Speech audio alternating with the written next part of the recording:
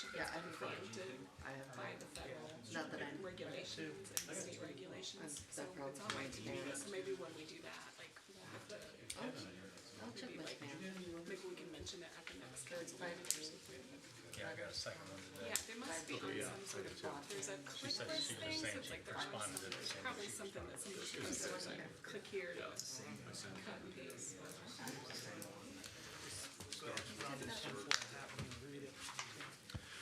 Okay, it's 7 o'clock. We'll call this meeting to order with full attendance. We'll join me with the Pledge of Allegiance. You're going up and down. I pledge allegiance to the flag of the United States of America and to the republic for which it stands, one nation, under God, indivisible, with liberty and justice for all. All right, first is the approval of the memorandum of the August 19th, 2019 regular meeting. A copy has been posted. I'll make a motion to approve. Have a second? Got a second from Councillor Hopper. All in favor? Aye. Aye. All opposed? The memorandum of the August 19th, 2019 regular Town Council meeting is approved by a vote of 7 in favor, 0 opposed. Next is departmental monthly reports. Reports are submitted by the town management staff for council review and posted on the town website, zionsville-in.gov. I know we just got these this afternoon, but were there any questions on this, or we can save questions till the next meeting as well? I haven't been able to read it. Okay, yeah, I'm not been able to read them either. So we'll move on. Any requests to speak? No, there are no requests to speak. Okay, and we have no new business. Our first new business is a consideration of a resolution making a preliminary determination for the town council to enter into a proposed lease between the Zionsville Municipal Building Corporation and the town of Zionsville, Indiana. This is a public hearing. However, we will not take a vote on this item today, just so council's aware of this. Deputy Mayor Mitro, do you want to discuss this? Thank you. What I'm probably going to do is kind of take the first 5 of them as an overview. They are all related and part of the last of 3 bond issuances that we have done this year. As you recall, we did do the street bonds the first part of this year, and then Barry came up and we did the wastewater bonds. This is sort of a culmination of over a 2-year project effort that we've had on 2 different fronts. One is the need as we have grown as a town and also our services. We've outgrown the space in the municipal buildings, so about a little bit over a year and a half ago, we engaged some design consultants to do a feasibility study of the Rail Trail Gardens property, which we purchased last year or 2 years ago now, for an expansion of the street and stormwater department, and also the parks department and the nature center. The first 2 items that you have on your agenda are dealing with the resolution to enter into a lease financing, similar to what we've done with the municipal services building in the past, for the back portion of the Rail Trail Gardens property. And the map that I put in front of all of you, if you notice the dark outline to the rear of it, and north is BLN, should be in the upper right, north is going this way, 875 is on the far right side. The lease financing, which the building corporation took the first step at 6 o'clock this evening to approve the lease financing arrangements with you for the back part, which is the street and stormwater department. That is approximately a $10 million project. The front part that you see is one of 3 park bonds that are being done by the Park and Recreation Department in conjunction with you. The front part would have the home of the Parks Department, and also would be a home of a new design nature center. 2 other bonds, items D and E, are ordinances that are introduced this evening. It will be a first read. Those are for the development of Overly Warman Park. Overly Warman, for just to remind you all, is the back part of Bonterra, where we were given land by the developer in the floodplain and floodway of Eagle Creek. A design was done with a public review, charrette, back about a year ago, maybe a year and a half ago now, for the design of that park. This would allow us to fund it. And finally, the last bond issue would be for improvements to the trails, most importantly, the north and south extension of the Big Four Rail Trail, north going along this property that you had the map on to join with Whitestown and their portion. South would be to complete it to Zionsville Road, where it would terminate at a southern trailhead that would be designed. With that, I think I will let Bruce Donaldson with Barnes & Thornburg, our bond counsel, kind of walk you through the process, because there are a number of steps and various aspects that this has to take, both before yourself, the building corporation, and the park board. So with that, I'll introduce Bruce, and then after that, I think both Lance and Matt can briefly describe sort of the major bonds for the projects themselves. Good evening. The reason that we have a number of different actions, and they might seem a little bit redundant, some of them, we're actually operating under a couple different statutes here. Anytime the town enters into any kind of lease financing, there's a basic leasing statute that you have to go through and follow. If your bond or your financing, the cost of the project is somewhere between 5 and 15 million roughly, there's a whole nother set of statutes that we have to comply with. And so we're kind of going through both of them. Both of them have their own independent public hearing requirements, et cetera. So with respect to the street project, or the street and stormwater building project, the lease financing, the reason the first resolution on your agenda tonight, we're having a public hearing, but we're not asking you to take action, is that that particular statute requires 2 public hearings before you take action. But it requires all of the information that's in that resolution to be available at both public hearings. So we presented the resolution to you tonight. All that information is available. We'll have the first public hearing tonight, and then we would ask for the second public hearing to be at your next meeting in September, on September 16th.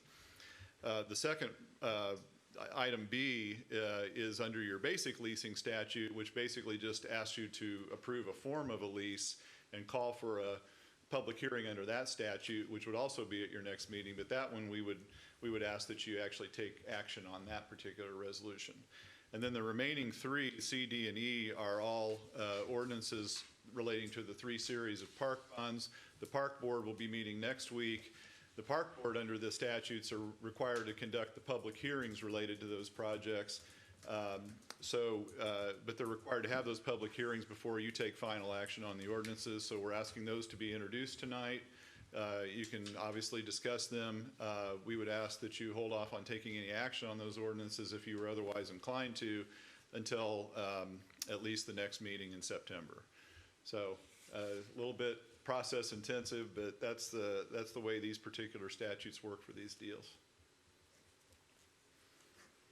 Can you explain why it would take a pure municipal building like the street and sewer building, or not sewer, stormwater building, and mix it with a parks project?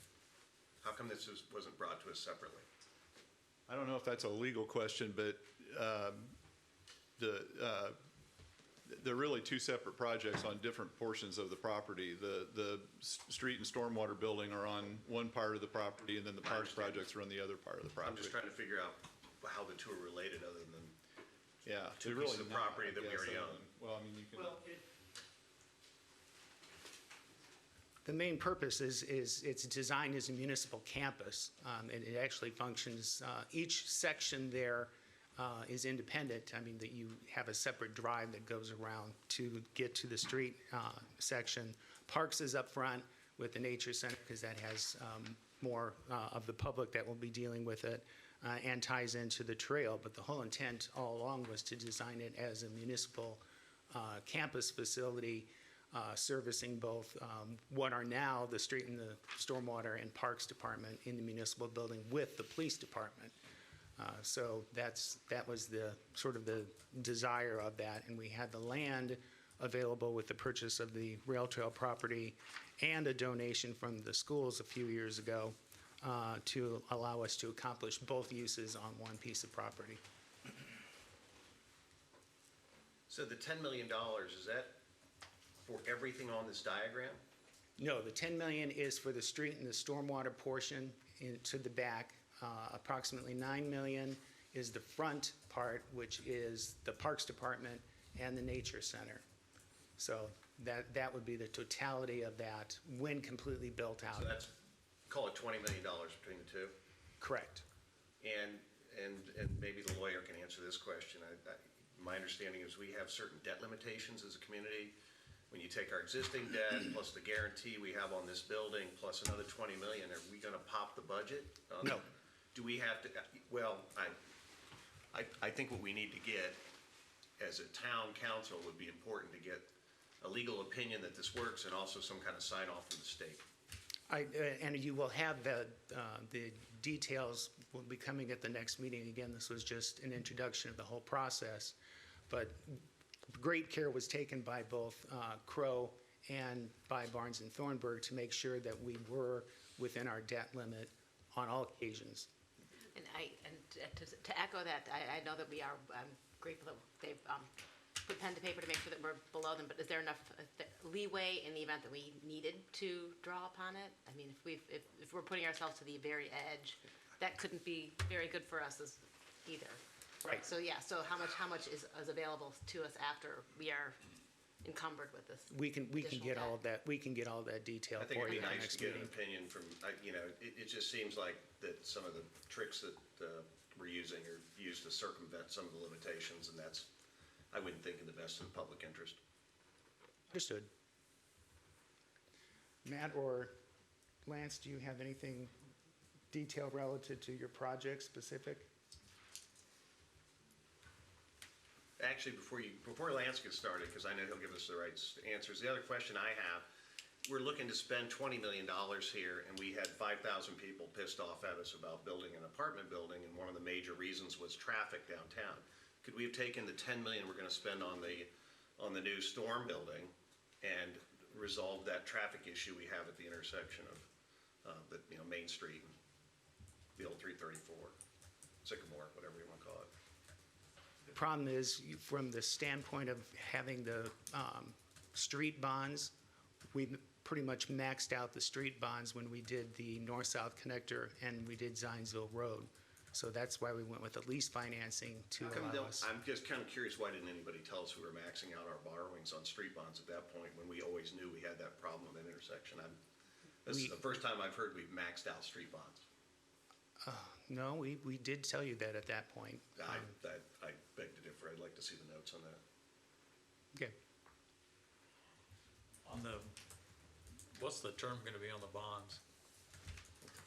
Bruce? 20 on all three? Tricks to circumvent the cap.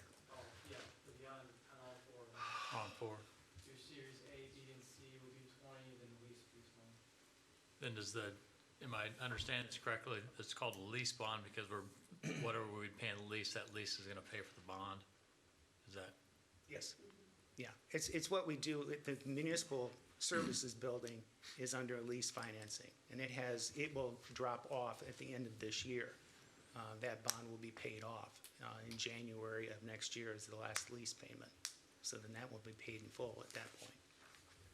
Are you guys gonna provide any details on this barn? I mean, I assume this is replacing the unit that sits behind the police department? Is that what this is replacing? It's actually the back part of the street department currently in that building. There's a large garage in the back of that. I'm just facility. finding that the economics of a $10 million building that really should be a high-quality pole barn with some offices is, 10 million seems excessive for a place to store, work vehicles.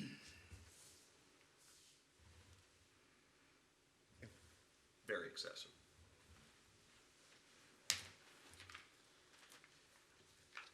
I'm not sure what questions you may have of me, and I'll take a little dangerous foray into the finance element, but as Ed mentioned, the current lease and bond expires in January on the municipal services building now that houses both police, parks, and us as well. Also, as part of this lease and the bond, we are paying off the land contract. So there's a substantial portion of the proceeds from the bond that will go to pay off the land contract. We're currently making payments. Here's where you all step in when I step on my toes here. Making payments to the front of our land contract. So that, and then there's also development costs. This is not just building costs, and a breakout can be provided to you. This also includes getting fiber, up to 2.5 miles worth of fiber to this new facility. We have to get sewer and water. There are a lot of utility expenses associated with this project. So that's why, not everything is going into buildings. So currently, this is a phased, this has been master plan, and this would be phase 1, and I may step a little bit onto what Matt may have to say. But currently, our facility now is maxed out. We have 2 offices and 5 office staff. We've converted closets to offices, and offices are doubling up, and our staff is only growing as our services do as well.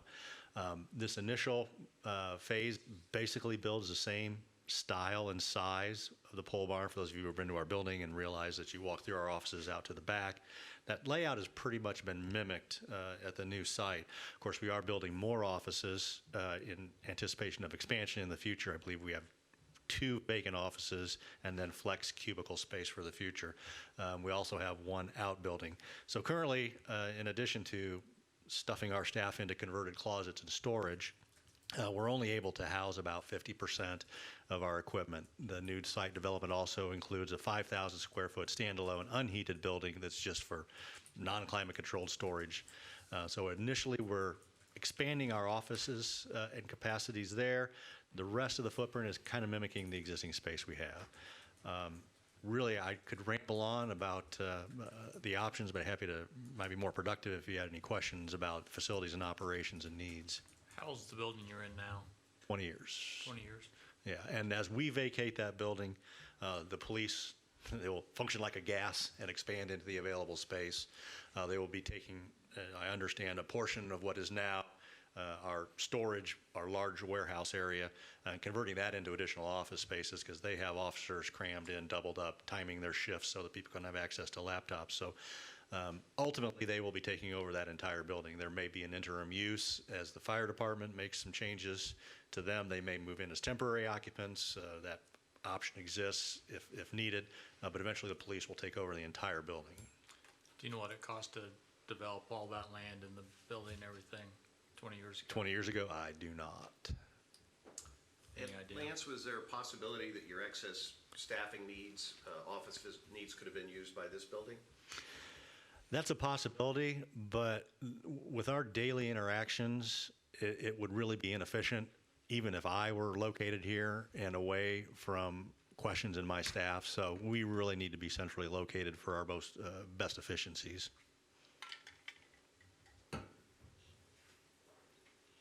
And did you say that the pole barn storage facility space is going to be equivalent or larger?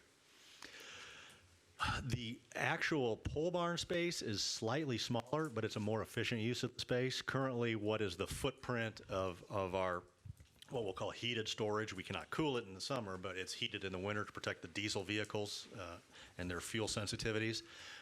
That currently is chopped up into about 3 different areas. We have mechanical in there. So the actual footprint of the building is probably slightly smaller. It's just a more efficient use of space. And of course, we do have part of this would be a new salt facility. But that is a pole barn type construction. That's, I think we're looking at about 3,500 square feet for that. That, if anything comes of this, please consider that need, because managing our salt seasonally is extremely challenging. We can wipe out our entire, what we're able to store right now, we can wipe that out in a winter or on a weekend on a bad winter, and then find ourselves having to scramble to reorder. So that's probably what I'm excited about most, but that's just your typical T-pole, typical post and beam barn discussion.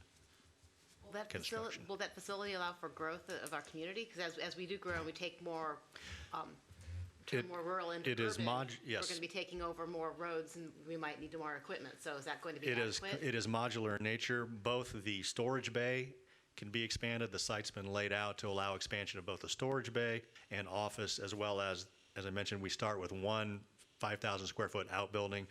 We've already laid in 2 future outbuildings. So as the need grows, you can modify the building, modify the offices, and add up to 2 more buildings just with what's contemplated now. I probably In won't be addition to here. the $10 million. So that would be on top Yeah, of that would be later on that would down be the a road. future project, but be up to the council at the time to, develop the finance package for that. But with the current facility in phase 1, I guess for lack of a better word, I think we are going to operate out of this quite efficiently and satisfactorily for a number of years. In fact, I frankly hope I'm not around the next expansion. Are there cost savings that come from this new campus in terms of buying salt in bigger bulk or vehicles lasting longer or more efficient operations that help offset the lease costs that the facility will bear through this process? Certainly, anytime you can keep equipment indoors, you're going to extend the service life. So yes, and could you quantify those? Perhaps. I think it's rather intuitive that the more you can get protected under cover, the longer it's going to last. As far as salt, no, because we currently purchase on the statewide QPA salt, so we're already buying in bulk. It's just that we can only take little bits of that bulk at a time, and we really want to be able to take a lot of that salt. Most communities, ideally, you should be able to store all the salt you would need for at least 1 season. And then as nature wreaks havoc at times, I mean, we've had salt delays because the Great Lakes froze too solidly and the trains freeze up. And we've had occasions where we just simply can't get salt. So for the sake of the community and for the services I think that the community expects, I'm probably spending too much time on salt, aren't I? I'll stop there. Lance, did you guys look at reconfiguring the existing facility to make it more efficient or, possible marginal expansion there to? That could be done, but physically, we're getting maxed out on the site. We would start to be in non-compliance with setbacks and lot coverage potentially. But not only do we have the need for more space, it's as much as a driving force as the police's need to expand. So could we expand on site and meet the needs of all 3 departments and stay local? No, I don't believe so. And Don't believe so. Just my 2 cents on that. Anybody that hasn't been through the police department in a while, I would encourage you before the next meeting to walk through, have the chief show you around. There are, they're shoehorned in there. It's way too tight. Were there other options that you explored besides this campus? No, I think that this developed organically and opportunistically with some strategic dealings with the school and acquiring that property, and then the fact that a complementary piece came up right next to it. We had also identified the need for a future campus just for streets and stormwater to be a minimum of 10 acres. And then we had this nice little 10-acre already locked in, and when the Rail Trail Gardens came up, I really think you'd be hard-pressed to find this type of space, this centrally located, because remember, we're going out into the community, so there's also savings to keep us located somewhat centrally, so we're not traveling miles and miles unnecessarily. The monthly payments on that, how do they compare to what the lease is for your portion of the building now? That I cannot answer. Somewhere over $9.99. We have ran just estimates for what the debt service would look like, and the lease payments that the town would be making to the building corp.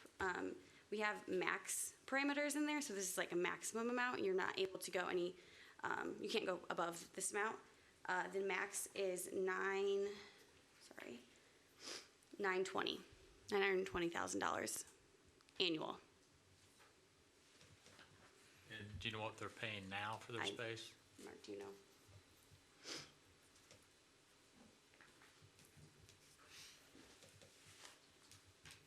The last bond payment that's due in January, that is for $130,000. But that was from a bond, this was a refunding bond from 2009, so the par amount at that time was less, so I'm not sure what it was before it was refunded, because it was originated in 1999, so I'm not sure what that payment was before they did a refunding. You said 920,000. Where does that money come from? Like, in other words, if we're going from 130,000 to 920,000,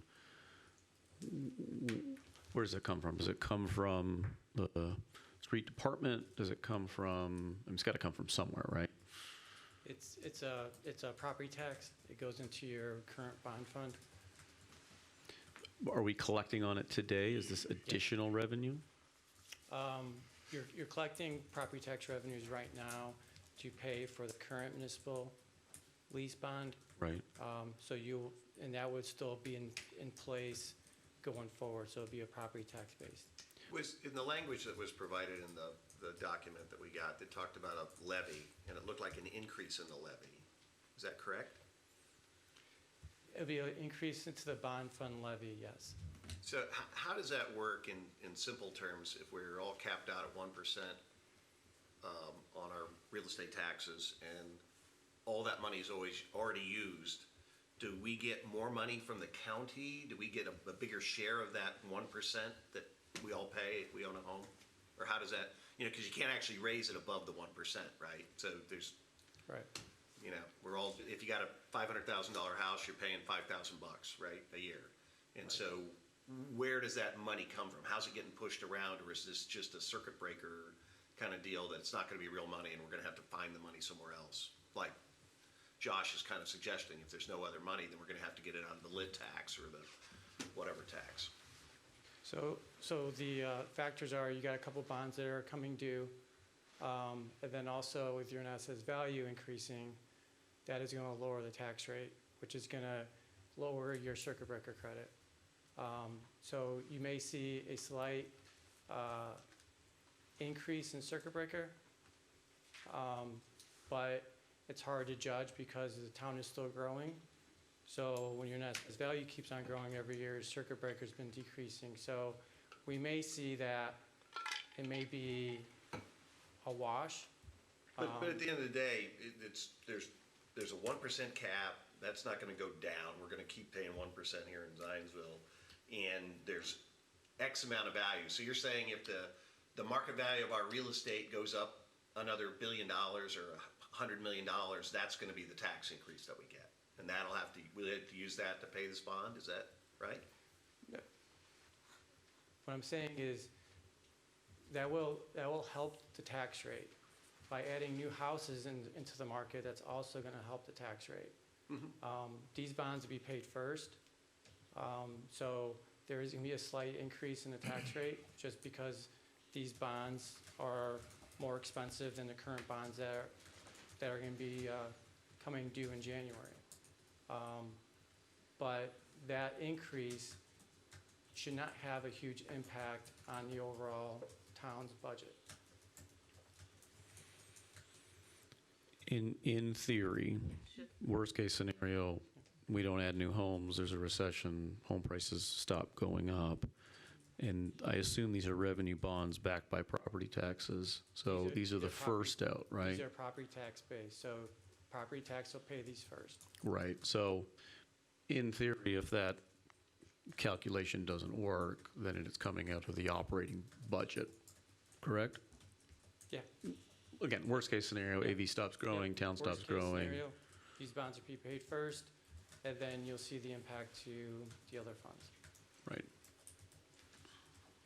The 920, is that just for the storm and street water, or is that for the whole complex? The whole complex. The whole leased complex. Yeah. So both that and the parks part of it? and No, everything? that's just storm and street. Okay. So the 920 is supporting the $20 million in debt. Oh, I think just the 10 million, just the streets. Okay. Oh, I'm sorry, I misunderstood. I thought you just said that this is to support just the street. I mean, just the entire complex. No, there's just the street and stormwater So then if section. we add the parks, Yeah, how do we pay for the parks part then? With the parks, you have a bond that's maturing in 2 years, I believe. So when those roll off, these new ones will roll on. So, But that's gotta be about the same price, right? It's 9 million versus 10 million, so it's 800,000 and something dollars, and so we have $800,000 of revenue available to services, bonds, or the lease, however you wanna look at it. With the park, they'll operate the same way. When these current bonds mature, these new bonds will come on. These new bonds will come on with a higher net assessed value than what you're currently at right now, because the current park bonds are based on a net assessed value prior to the various reorganizations that occurred. So now you will be taxing a higher assessed value. So with that, even though you're bonding for more, the rate, you probably still see a slight increase, but it won't be as major because you're taxing more people. Yeah, but I guess it's taking a step back from it. We only have so much cash flow coming from real estate taxes in the community, right? And we have that today, and we essentially are using it all in our current budget. So if we add additional expense on top, it's gotta come from somewhere. Right, it'll, like I mentioned, the bonds will be paid first, so there might be a slight, So what Josh was saying about we'll have to come out of the operating budget, that's where it's gonna have to come from. in worst case Even if scenario, there's yes. not, As a backstop. Yes, well, it'll come out right away because we already spend all of our tax, real estate tax revenue. Our only excess revenue comes from the lit, the safety lit. That's the only excess revenue we have at this point. be the safety and then also just the regular local income tax. What's the proposed timing on this, Proposed timing, on moving forward with this construction? we are, Because we own the land, so that's, the land issue is not I think we're gonna, at stake. What's the proposed? We're looking at, well, there's two different answers for that. On the municipal facility, both the street, stormwater, and park portions of that, we're into final design, final architectural design. Right now, we'd probably be bringing that before the Plan Commission late this year or the very beginning of next year. Probably looking at trying to hit the ground running with construction at some point next year to start construction. The park bonds, the Overly Warman Park, and also the rail trail extensions, again, those are final architectural design, site design work would have to be done. We're looking at also having those two commence at next year's construction season, both the trails and Overly Warman Park. So I understand that these bonds won't start until the others roll off.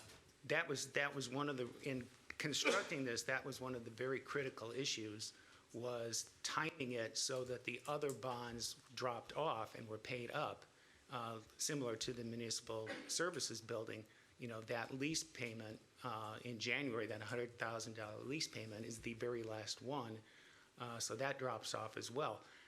I would be concerned if we timed it such that those bonds hadn't dropped off, because then there would be the danger that we'd be overextending.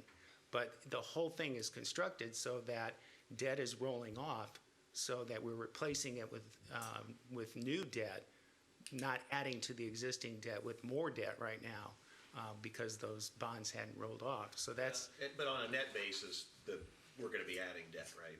Oh, we will be. We're adding $20 million of debt. We will have be. to be adding debt. Right, but we. And just to make certain I understood, what I heard, I think I heard was that the total amount of payments we're gonna be making on this $20 million is significantly more than the payments we're currently making, or not?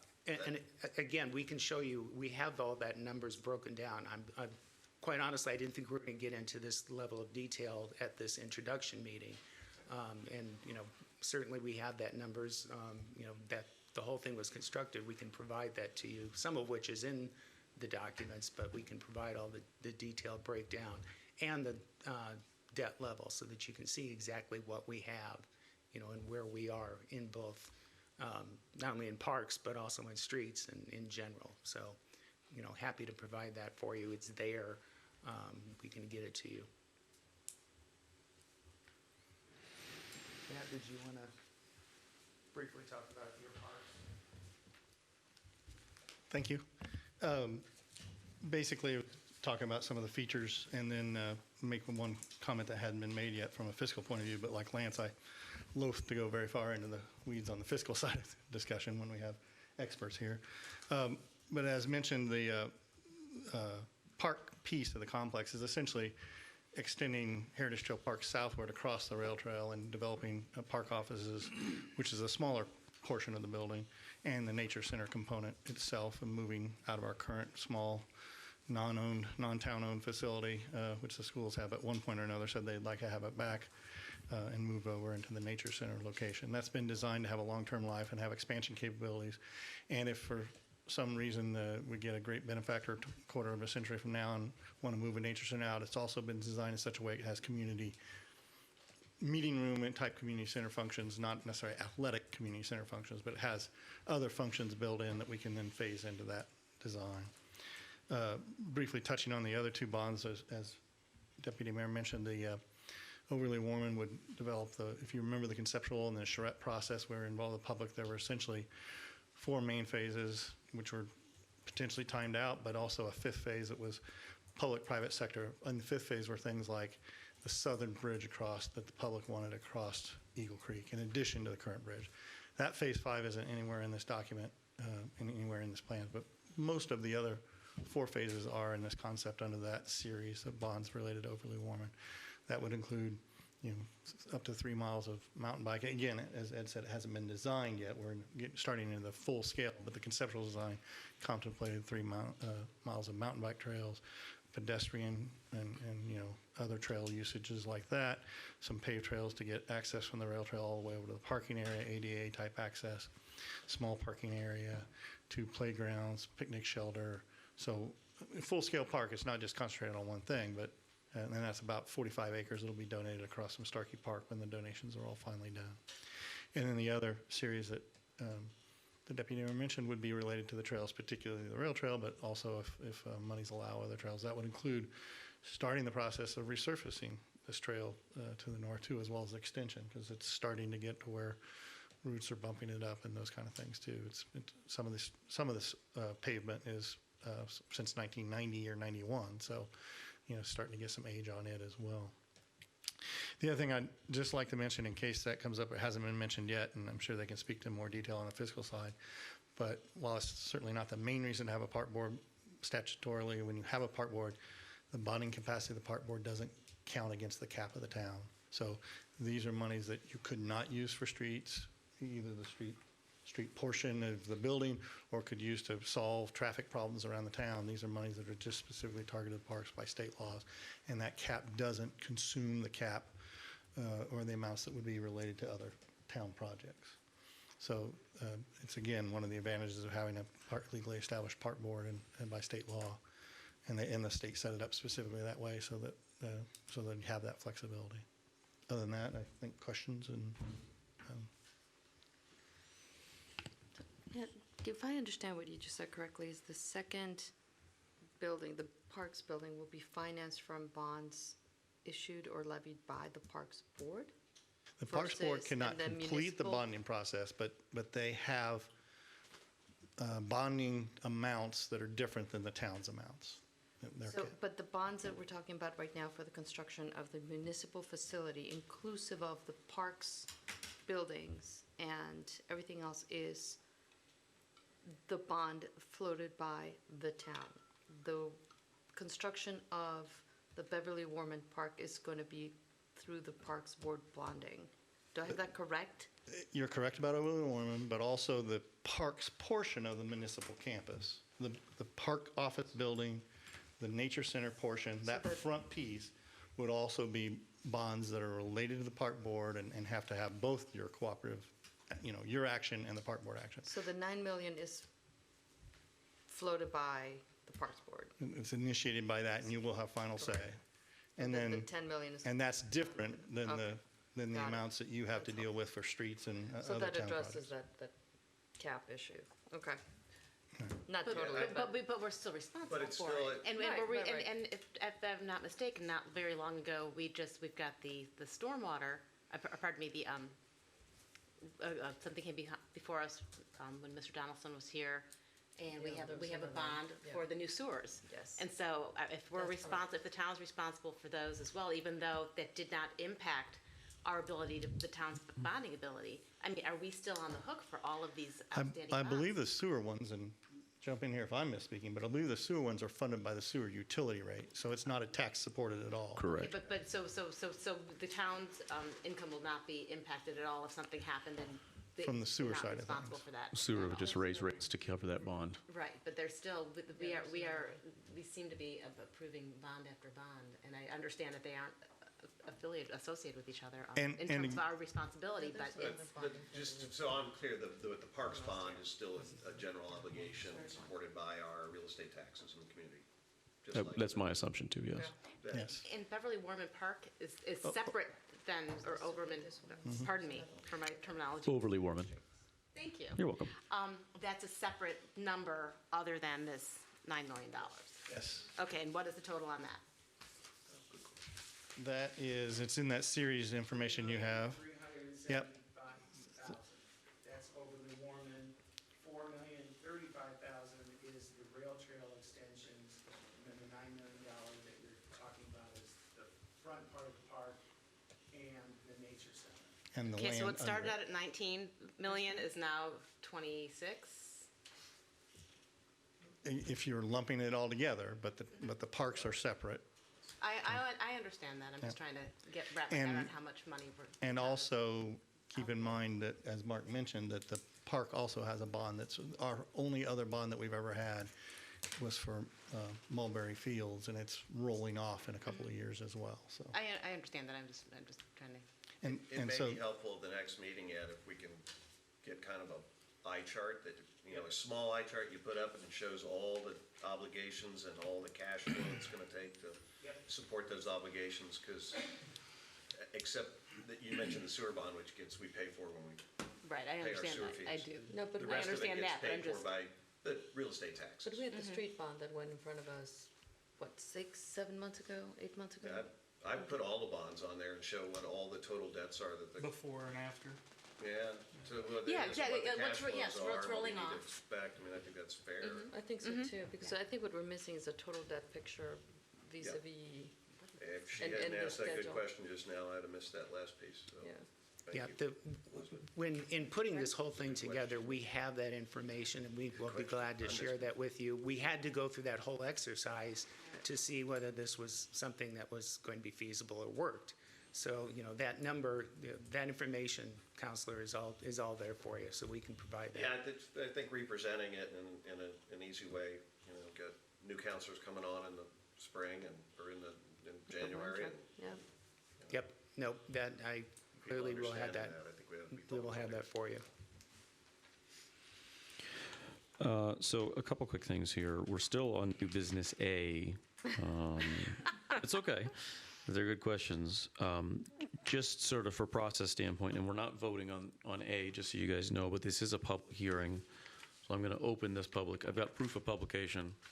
This is a public hearing. I'll open this to the public. If anyone would like to come up and comment on this matter, A only, please come up. All right, I will close the public hearing. That's it for A. We've got B, C, D, and E. We can do a couple different things. We can take a motion to approve. Remember, this is just a first reading, so this is the first part in the process. Or we can continue this to the next meeting and not start the process until the next meeting. So I'll leave it up to if anyone wants to. So we are on B then. This is a consideration of a resolution approving form of lease for street stormwater building and calling for public hearing on the lease. This is resolution number 2019-14. Certainly we can continue to discuss it if anyone has comments or questions. Seems like this is a complex enough situation, and we're looking at record amounts of debt for the community. I'd hate for us to rush through this process and approve anything without making sure that Jason doesn't get stuck with something he ain't happy with. I would agree. Not my problem, it's your problem, Jason, so I'm just trying to be a good neighbor here and say, wait a minute, guys, let's get our hands around this. I would concur. I think that trying to understand this before we even consider introducing in a first reading, I would be supportive of moving this to a different meeting, because these are all, they're all tied together. So it would be a little bit backwards to introduce in first reading some of these Sure. bonds without being in a position to really consider the bond in totality. Actually, I would ask on C, D, and E, if you could at least introduce it. You're not taking any action. That allows us to keep the process moving. If you decide you didn't want to do any of those, you just wouldn't adopt it on a second reading.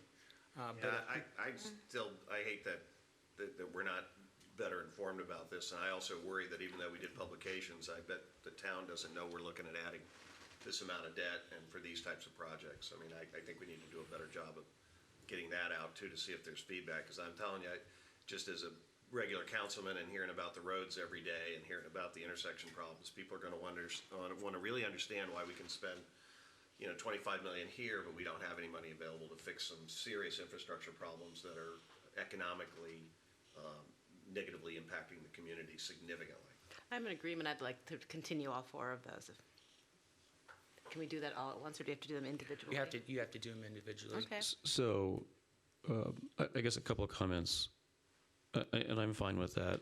I take up just a mild exception that our streets are, sounds like Mogadishu and crumbling. I mean, I think Mr. Lance has done an $22 million case study that shows us that we have $22 million of road repairs that they're Fs, right?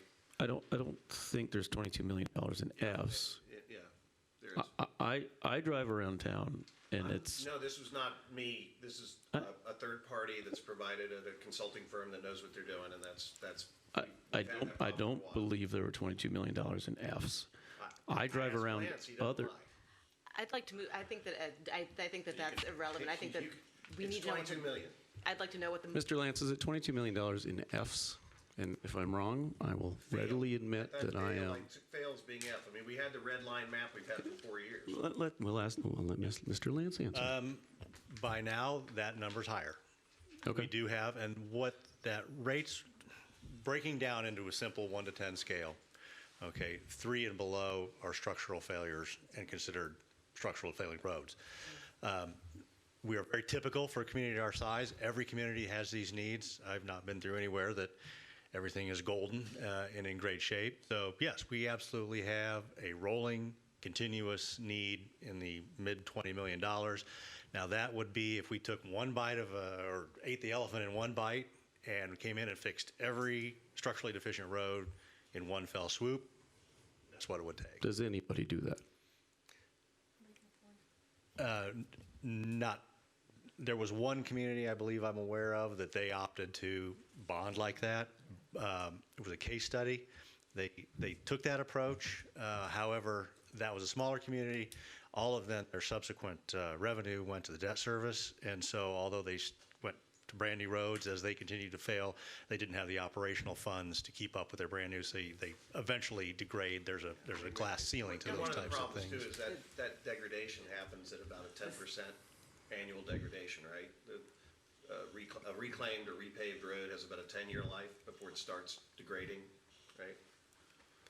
Different service industry standards exist, 7 to 15 years. Of course, remember, when you're just resurfacing a road, it looks great for 3 years, but every crack that was there prior to is still there underneath. Yeah. So everything ultimately you got to rebuild the house, and you can't just keep painting it again.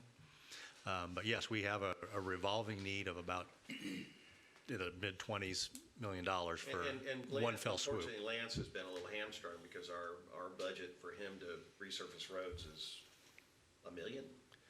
It has historically been $1.5 million. We were fortunate to get $1.5 million in a couple of grants, and we continue to pursue those grants. This year in the budget presentation, I believe all funds included, it's a little over $2 million. So great. The revenues are there, and you're seeing a commensurately increasing request for street resurfacing, street repairs. Yeah. I mean, I just get it from people that live on 20-year-old roads in town that look like alligator backs, and they say, hey, this is a problem, and it is. Sure. And it's getting worse, you know, I mean. Understood, Just the yeah. math and the science. I don't hear these conversations. It's weird. Talk to the community, so. But looking like alligator backs. Oh, that's structural- what it the is. structural I integrity is forgot. okay. Tom Schuler, Well, you man calling of me the a liar? people. Are you calling me a liar, you jackass? I'm not a liar. I've had everybody ask me why we spent $12 million on a town hall and didn't fix the roads in front of their houses, okay? Okay, Tom. Man of the people. So No, you're a man don't of the people. Second guess me on it. I am going second to. I guess am you. going to second guess. No, I'm not second guessing. You are a man of the people, and I am.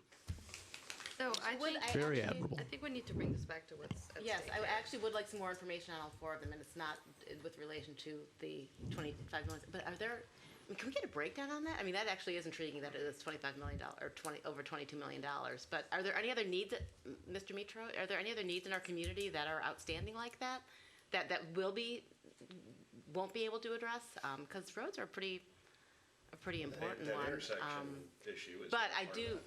pardon? The intersection issue on Main Street is not part of that either. Isn't that part of the that I number? don't believe so. Correct me if I'm wrong, Lance. No, the figure that That's I, transportation. That's an improvement, But that's, an improvement, not versus an actual. maintenance, correct. Yeah, it's not a repair Infrastructure. issue. That's a new fix or a new solution. But back to the issue at hand, I actually would like some more information about all four of the. I would too. Mr. Meacher, what is the implication of delaying this one meeting to put this information together for council?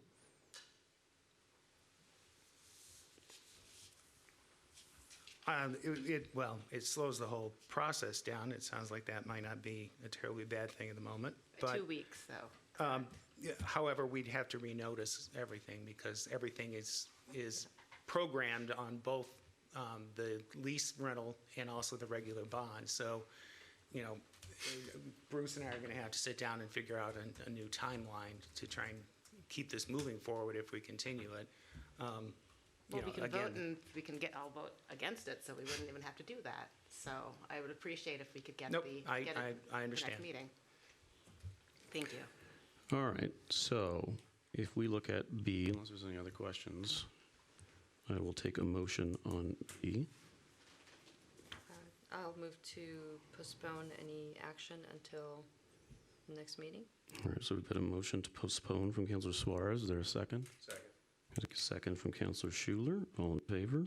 Aye. All opposed? Aye. All right, motion passes 6-1. C, we've got a consideration of an ordinance approving Series 2019A Park District bonds. This is Park Complex at former Rail Trail Gardens property. This is a first reading. This is ordinance number 2019-16. I know we've already discussed this, but any other questions, or I will take a motion on this. I have a procedural question. Could Sure. we bundle vote on, No, C through Mr. F? Mitchell said we could not do that. Okay.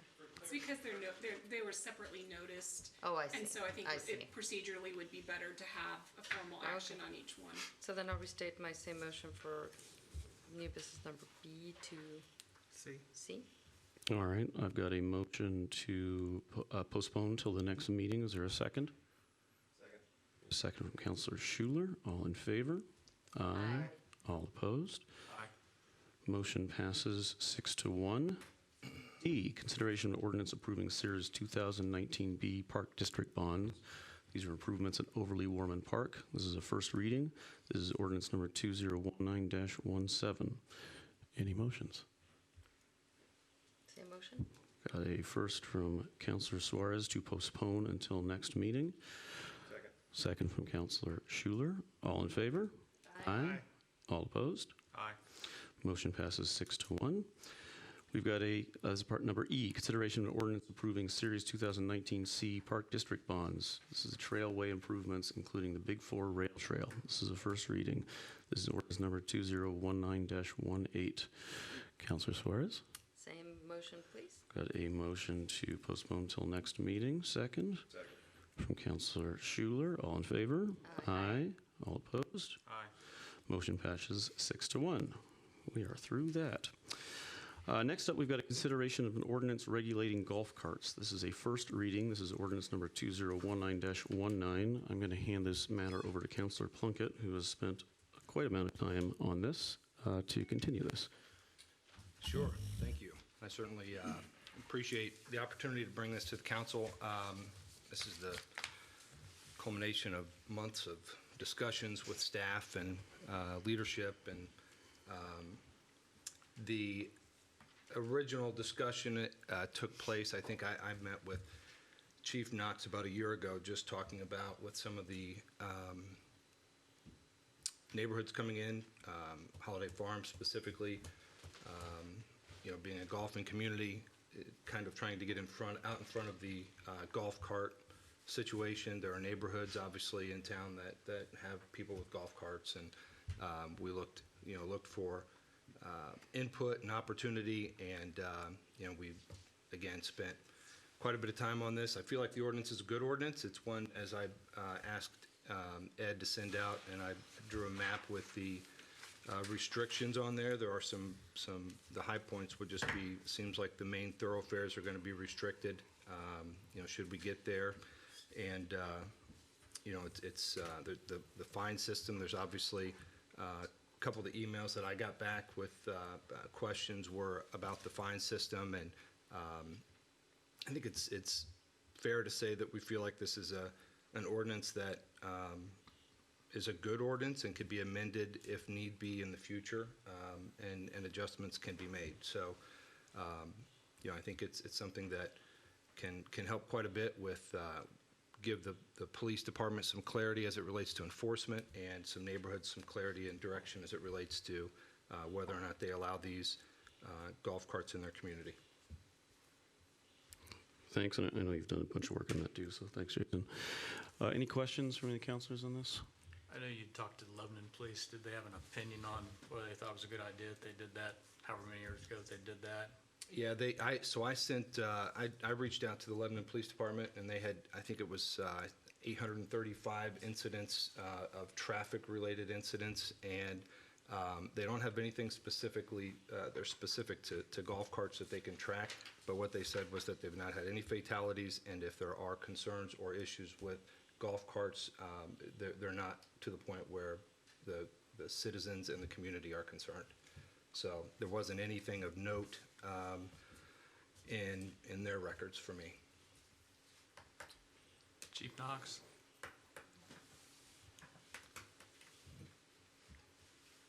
Sorry to make you stand up. Similar sized communities, are there very many that have such ordinances? Obviously Lebanon does. Any feedback from them that you've heard of, or no? Good. No, I haven't had the chance to discuss this. I have probably plenty of opportunities if I desired to, but I have not discussed this with the chief or any of the officers up there. Okay. Chief, do you have any particular position on this ordinance? I'm sorry, Do you have any particular position on this ordinance or the whole idea of golf carts on the streets? I can't change what I've already went on record saying, that I'm not a huge fan, but I think it's inevitable.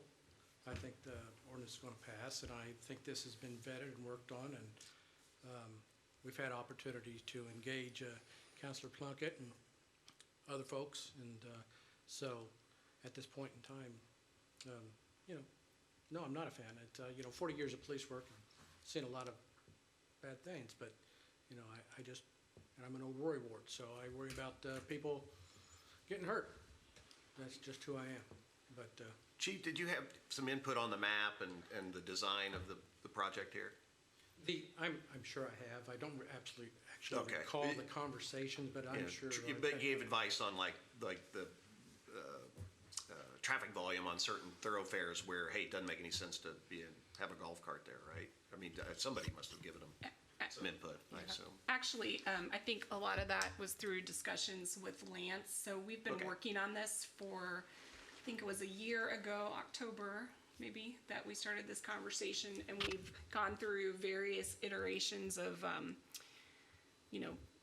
of this draft. And one of the things we did do is look across the state at other communities and try to mirror some of the language that they had, and then I think try to customize it for Zionsville. And the roads piece, I think, was a big discussion. We wanted to make sure that there were paths to get where people wanted to go, but also be mindful that, this street is a busy street, and, do we want folks who are 16-year-olds driving golf carts to the village? Maybe not. So that, I think that was trying to find a balance of providing this access and this option, but at the same time, making sure people were still safe. And so that's where the list of roads, prohibited streets came up with.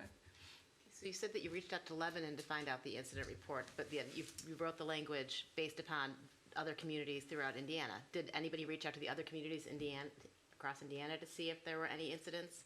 I mean, because it seems like there might have been other opportunities besides just reaching out to Lebanon. Yeah, I did not. Okay.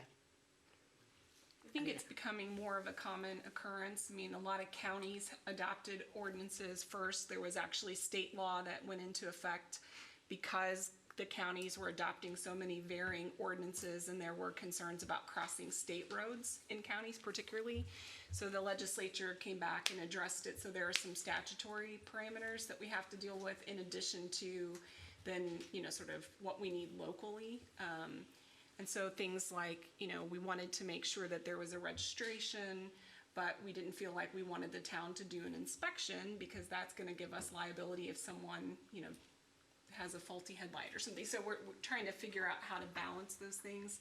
But there are other communities, Westfield, here locally, I think Carmel has one as well. And I think it's becoming, especially as golf communities come online, more and more people are really wanting that option and clarity. Do people's homeowners insurance cover this, or personal liability insurance? I mean, You have your own individual insurance policy, and that's written in here that we require that each cart be insured also. Yeah. Like, just for example, it's not a golf cart, but I've got a Polaris Ranger that, as long as I'm within proximity of my house, my homeowner's insurance covers it. So if I lived in a neighborhood, I'd be covered in that neighborhood. But your 16-year-old who lets their their buddy drive it down the street, down the neighborhood, bumps into a car. I mean, that's their. I mean, this is just ripe for. It'll be interesting to see how it. I think this, as this is written, correct me if I'm wrong, it's the owners, whoever registered, if I register it, and your child, 16-year-old drives it and runs into Tom's car, it comes back on me, not you or Tom. Right. And we did that very right. Yes. intentionally. That was a discussion that we had, and that language is very intentional because you have to have someone who's ultimately accountable.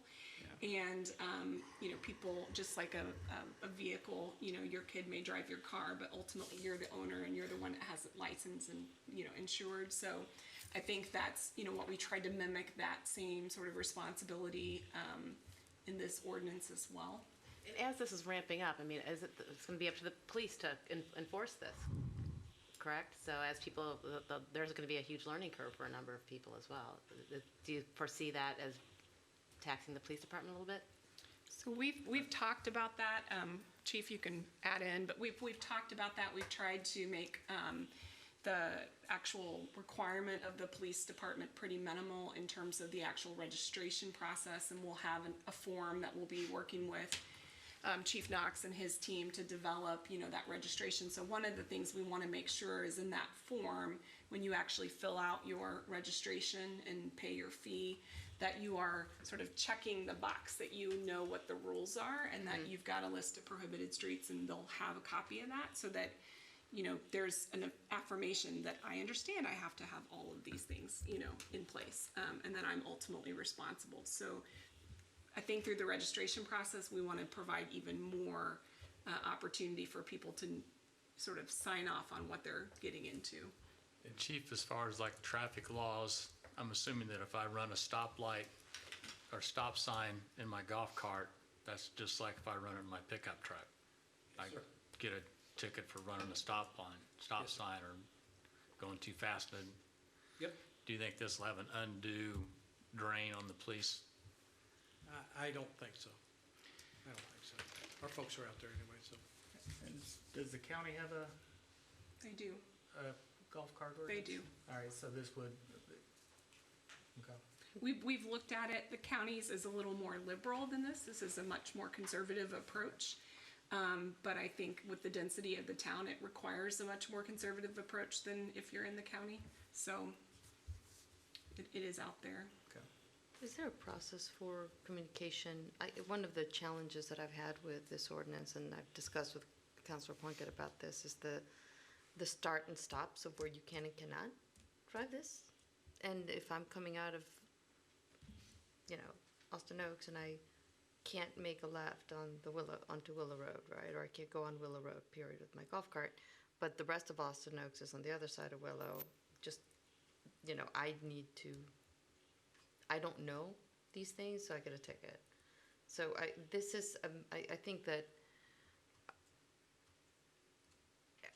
I kind of have a hard time embracing the concept of little pieces of it, and I understand why the ordinance is written like this, but I feel like we either have to embrace this and be like a golf-loving community and just kind of be more embracive of golf carts everywhere, or really constrain it to neighborhoods only.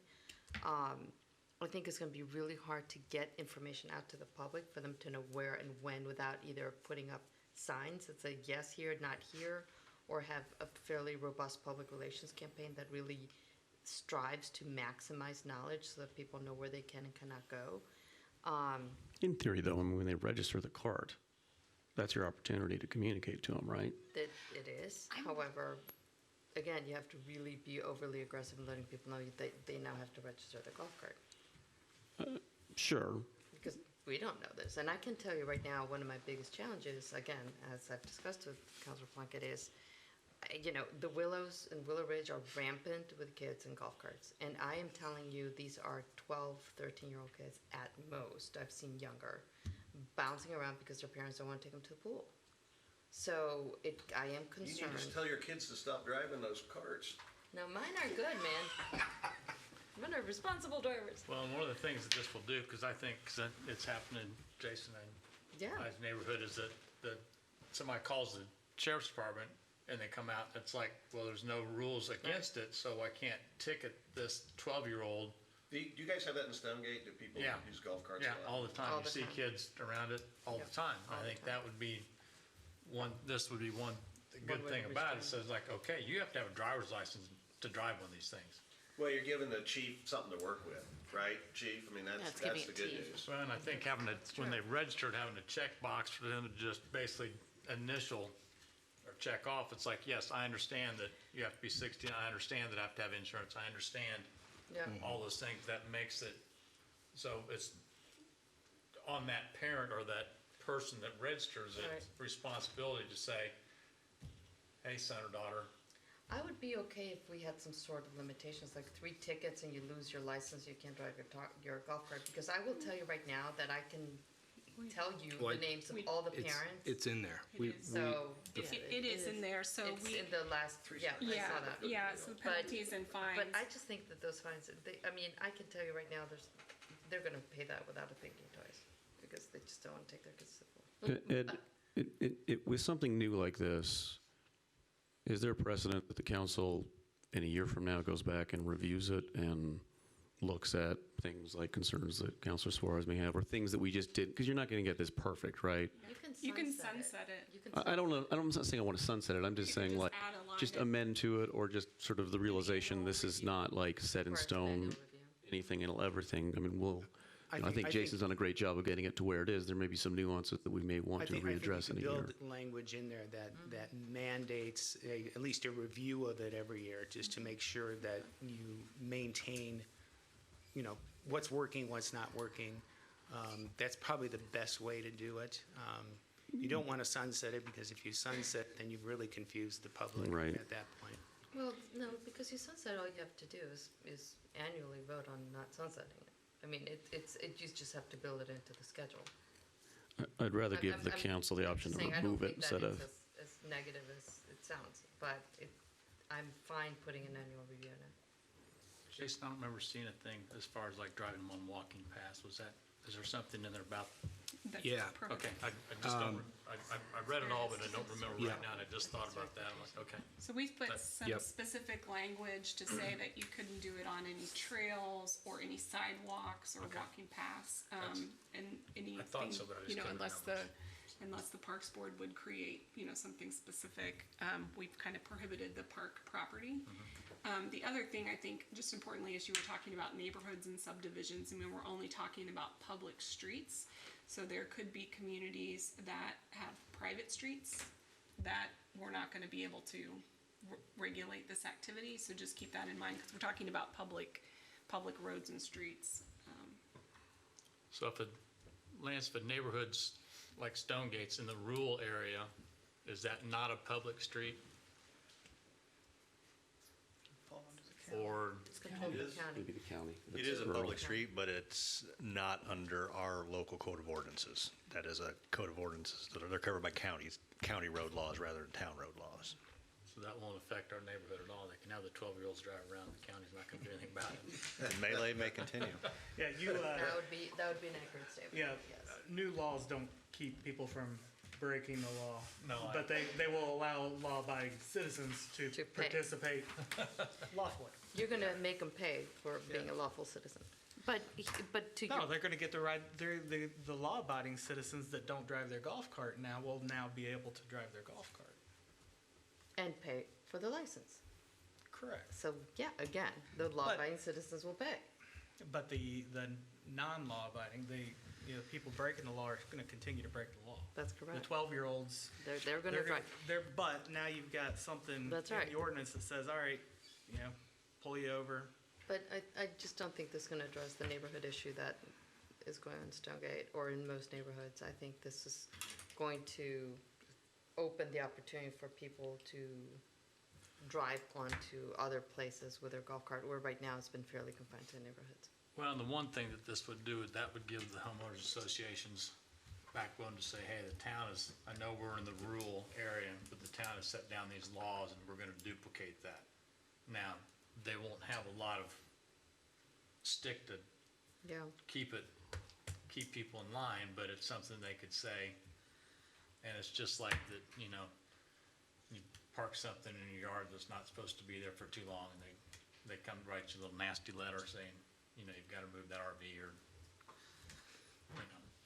Junior's been driving the golf cart around too much, you need to stop that. I hear you. I know that doesn't I give just- not a lot of bite to that bark, but that would give them a little bit of guidance. I would also just add before we move along, publicly, and I've said this every step along the way, I certainly appreciate Chief Knox and his stance and his willingness to work on this. I mean, obviously, I know that, we're all aware of, your thoughts and opinions on it, and I certainly appreciate you working on it with us. I certainly want to recognize all the work going behind this. I think that it's been collaborative with the town's administration and with the council recently. I have very serious hesitations on this, as you all know, but I also know that, things are happening and we either get on board or we continue, or they're going to happen behind our back. So there's definitely, I would rather see a much less choppy ordinance that doesn't start a street here and end a street here and then start a street here and move. That to me concerns me quite a bit. I'd rather see something that's either do it or don't do it. But this choppiness, I understand the need for controlling some of these streets, but I have serious reservations about enforcing the start here and stop here mode.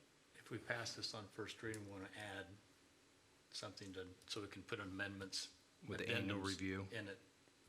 Will that make, we'll have to redo this process, or? No, so No, if no, you no. wanted to pass it tonight on first reading and you know what amendments you want to make as part of the motion, for example, like an annual review, we could do that.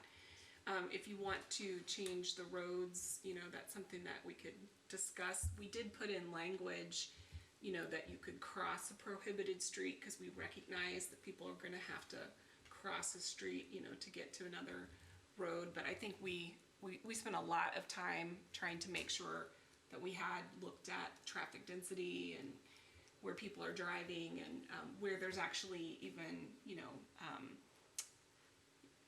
the appropriate places to pass if you have someone going slow and someone tries to go across the center line. We just want to be mindful of all those things. So I know Lance really took a lot of that into consideration with the list of prohibited streets that you have, and every single staff person has spent a lot of time on this. So we've gone back through, I don't know, we've had probably 20 drafts, right? Yeah. A lot. Yep. But if we introduce in first reading, we can amend. Yes, yeah.